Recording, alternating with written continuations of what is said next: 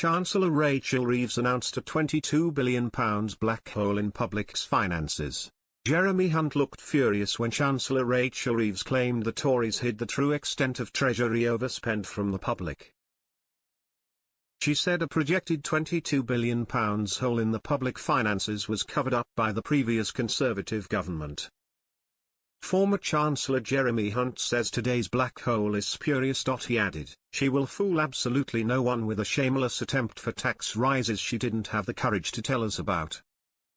Speaking in the Commons, Ms. Reeves said, "Let me be clear. I'm not talking about costs for future years that the Conservatives signed up to but did not include, like the compensation for infected blood, which has cross-party support. I'm not talking about the state of public services in the future, about the crisis in our prisons which they have left for us to fix. I'm talking about the money that they were already spending this year and had no ability to pay for, which they hid from the country.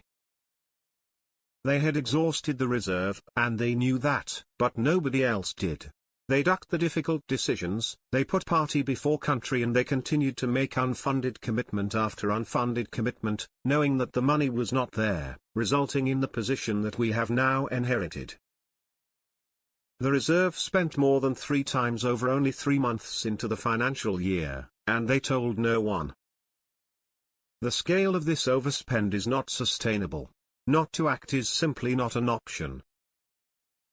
There was not enough money set aside for the reserve to fund costs associated with Ukraine, the Chancellor has said.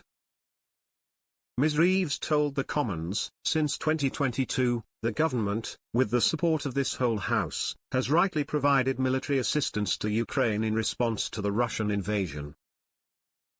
The spending audit has found that there was not enough money set aside for the reserve to fund all these costs. We will continue to honor these commitments in full and, unlike the previous government, we will make sure that they are always fully funded.